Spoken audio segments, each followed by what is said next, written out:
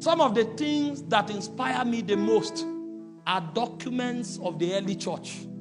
When I want to be set on fire, I go and look for scrolls of early Christians. The kind of Christianity they had, it will take a revival for us to experience that kind of Christianity anymore. You know, in the early church, they don't celebrate birthdays because your birth means nothing. They are interested in knowing how you died. Because these guys were not interested in how you came. They want to know how you exited. What is the witness you left for your generation? And so the way they honored men, it's in how they died.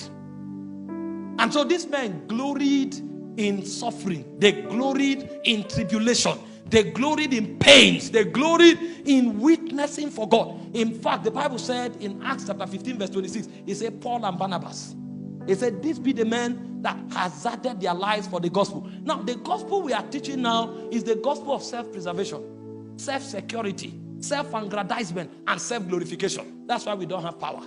In the early church, they were willing to die any day, anytime. In fact, they called it a gain. To die is gain. That's how they reason. But the only reason they are able to operate like that is because they found a peace that surpasses knowledge.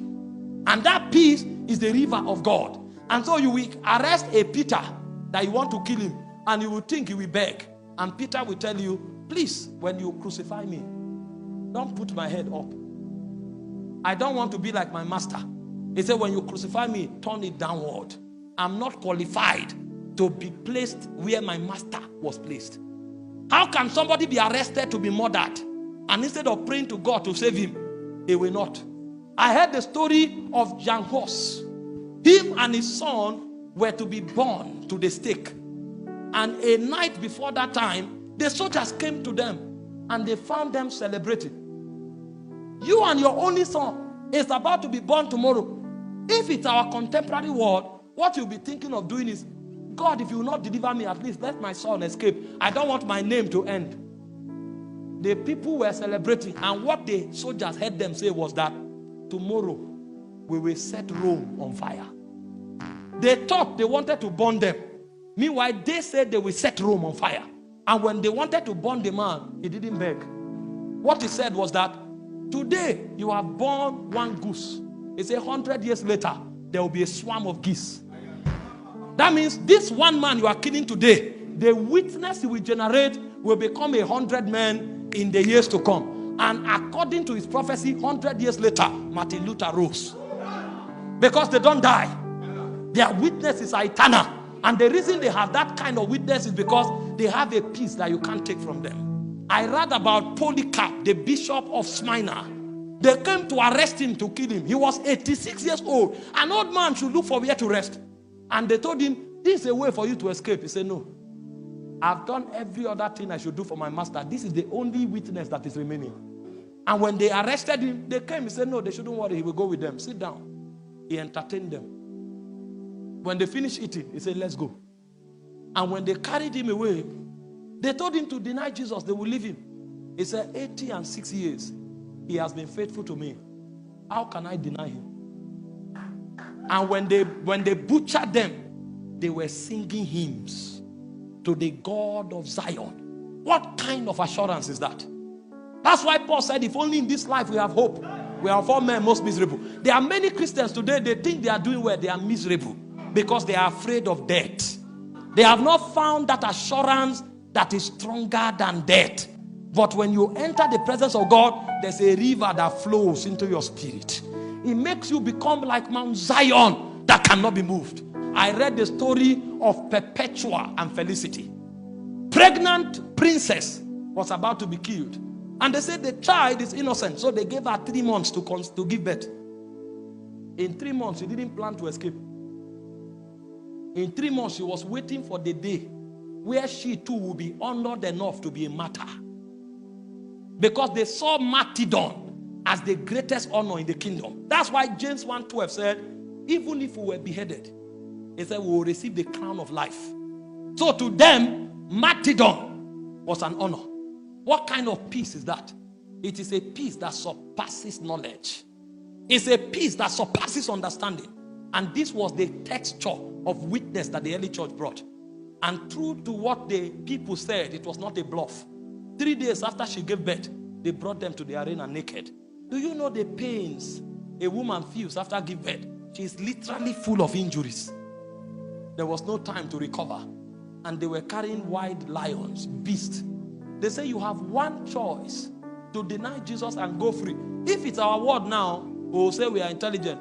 We'll say we'll deny him and ask for forgiveness later. Because God is a forgiving God. Because that's the kind of forgiveness we were taught. Somebody met me and said, even if I fornicate today, God will forgive me. He doesn't know the judge. He only knows the Father. He doesn't know the judge. That God is a just recompense.